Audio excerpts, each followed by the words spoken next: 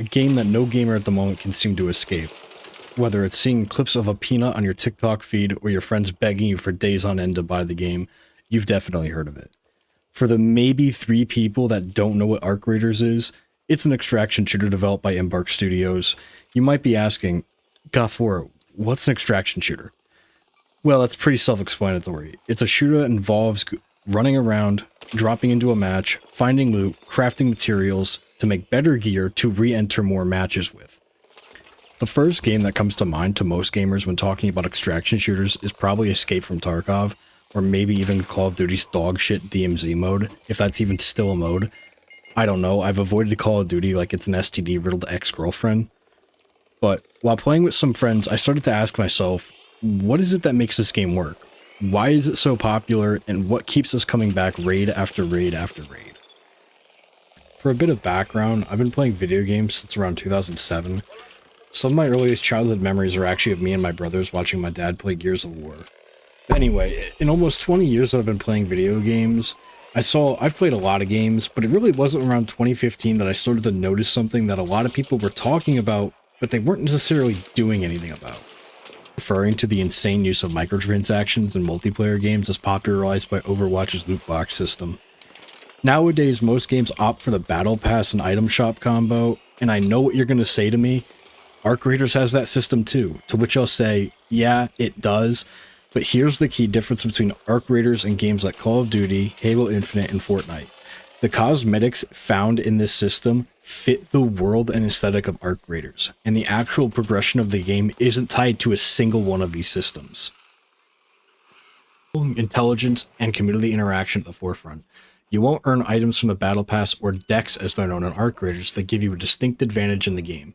Instead, that's all up to your ability to survive in matches.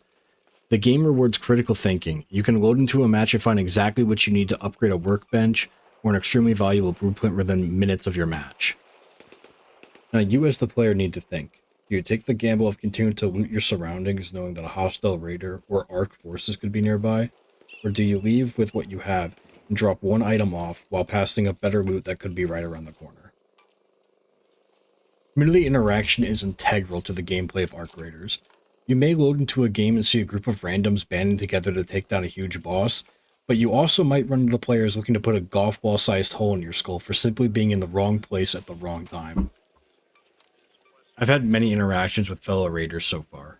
I remember distinctly a time where I loaded into a solo lobby just to turn some hornets into scrap metal and salvage power cores to turn the shield regenerators for future matches.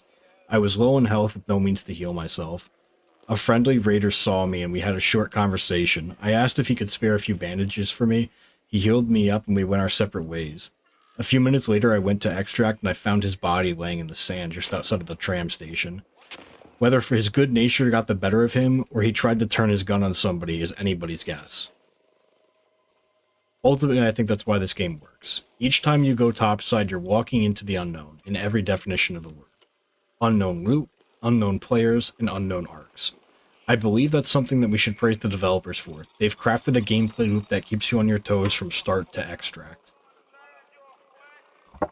For those of you who have played the game, tell me if the scenario rings a bell. You put together a kit with the best meds that you can craft, your favorite weapons maxed out, and enough ammunition to make the US military blush. You get into your first firefight and lose every ounce of it to a bloodthirsty raider. But you go back to the hub and you load into another game anyway. Why? I think that's because the punishment for losing, while yes stings in the short term, isn't really enough to set you back in any meaningful way. Chances are that you have a stockpile of crafting material that you can make that exact same kit 10 times over. I truly do believe that that's why we keep raiding. Very rarely do I see people genuinely rage when they lose, but perhaps that's simply the optimist buried deep inside myself shining through.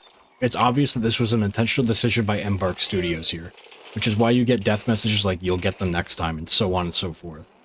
Oddly enough, in that regard, the game almost feels like your standard battle royale where the consequences of losing is really next to nothing.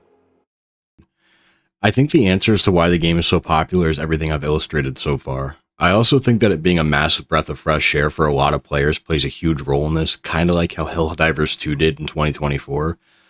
But that game will probably be what my next video is about. Anyway, I hope you guys enjoyed the video, and let me know what you guys think makes the game so popular. I'd love to see the points that I may have missed. As with every other YouTuber out there, a huge like and subscribe would be greatly appreciated. Thank you for watching, and stay ghoulish, my friends.